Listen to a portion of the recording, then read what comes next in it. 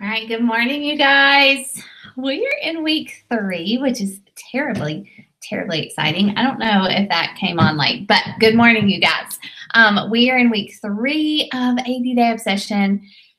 And I swear, I think that last week was hard for me. I will make some confessions here in just a minute, but I can't believe we're in week 3. So we have been through 14 days of time nutrition, of new workouts, of going through our Made to Crave book. And I'm so thankful that I get to do this with you guys because Rachel, okay, so this is really one of the reasons I became a coach, is that I need the accountability. I am so just bad about starting a program, starting anything and doing it really well for a week and then getting way off track. And so last week, week 2 was a little bit like that for me. My old habits had crept up, and I think it's totally a God thing that we're reading Made to Crave as we're doing this, because again, it's just bringing to light my shortcomings, my struggles, my tendencies to start something and do it really well for a minute and then stop. Okay. And so that is what always got me in trouble in the past. But thanks to you guys, thanks to these groups, thanks to the accountability, I had a big gut check last week when I started to see myself doing those things, saying, okay, so I'm not going to eat this container at this time because it's really not going to make that big of a difference. Or, I'm not going to do all 4 reps of that move or all 8 reps of that move because, gosh, I just need a drink of water. Just going to take my drink of water while they finish, and none of those are really horrible things. But for me, it starts this compound effect in a negative direction. And I don't want to go that way. I want to complete this program. I want to go through it strong. I want to do it the right way, to lead by example for my challengers, for my team, for my family, to show, to be a model for my kids that, when things get hard, you don't just stop. And so there are a lot of reasons that I love this community, but that's a huge one because it does definitely keep me focused. So all that to say, if you're week 2, I know we always start out week 1 of any program challenge group, just excited, strong, you've got these new workouts, this new meal plan, you put a lot into it and it's exciting. It's kind of fun actually. And then week 2 comes and it gets a little bit harder. And then week 3, in my own experience, is when I see a lot of people drop off because they're just I can't be consistent. I'm not doing this well. I might as well just stop and do it my own way or just quit altogether. I'm just not cut out to be consistent. I've told myself that 50 million times in my lifetime, in my 37 years. But that's not truth. That is not truth. Those are lies that Satan tells you. So if your week 2 was not perfect, welcome to the club, sister. Welcome to the Imperfect Ladies Club. You are a brand new member. Maybe, probably not brand new, but you know what I mean. Maybe your timing was off. Maybe your containers were off. Maybe you caved to the pizza or the popcorn or the birthday cake.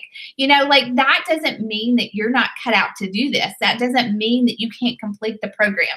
That doesn't mean that you can't pick up right where you are today and move forward and get better this week. So for me personally, and what I like to teach my challengers is, okay, so you got off track. Identify what got you off track. Was it just peer pressure?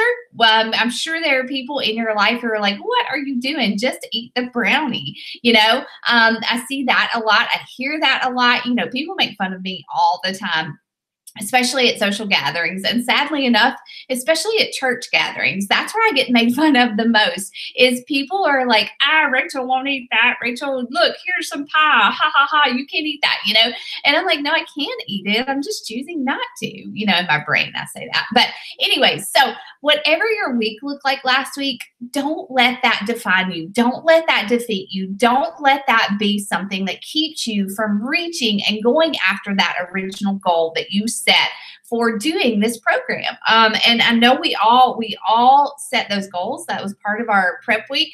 And refocus. Go back and look at those goals. Why are you doing this? That goal should still be important enough to keep you pushing on, okay?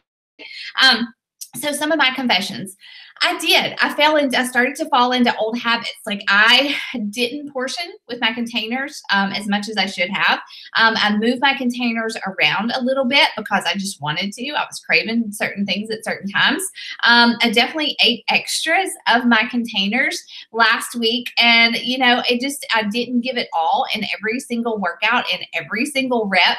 And, those are things that I see that can definitely compound, and I can start to do more of that, or I can stop myself now, say, okay, Rachel, refocus this week. These are your goals. Again, I may not do it perfectly, but by golly, I'm going to work as hard as I can to stay focused and to hit those goals that I set for myself this week. Okay. All right. So a couple of things I wanted to talk to you guys about. I promised I would talk to you about. I posted yesterday that said I wasn't going to weigh for the rest of the challenge. Well, I had to correct myself because I forgot that I got to weigh at the end of each phase so that I can set my meal planning bracket for the next phase. But Autumn really is stressing to us as coaches, don't look at the scale. And if you do weigh, if you just have to weigh every single week, do it on Sunday. That's your rest day. That's when you're not as swollen. Maybe your muscles are not as swollen from your workout. Weigh at the same time every single day. So for me personally, I wake up, I use the bathroom, and I'm like Lisa Turkers. I'm taking my ponytail thing out and all that stuff. I've always been that way.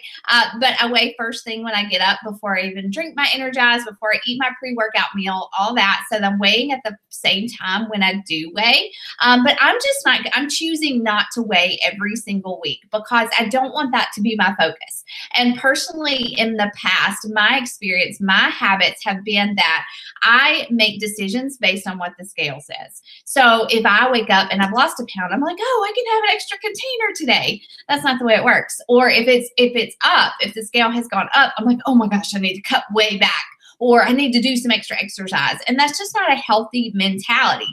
And that's something that I battle personally. That doesn't mean that everybody here battles that and that you shouldn't weigh every week. You can totally do that.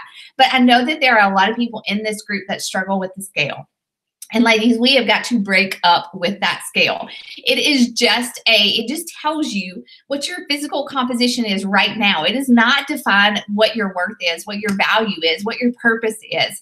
And honestly, I am finding, just as I study people who've already been through this program, and my own experience is that my weight is fluctuating, but it's really the inches that are changing for me. So I'm going to continue to weekly, and I encourage you to do this too, Sunday morning, Monday morning, to take your pictures, compare them side by side, do your measurements. I'm just not going to weigh. I'm going to weigh when I have to change my bracket, see if I have to change my meal plan in phase 2 and phase 3.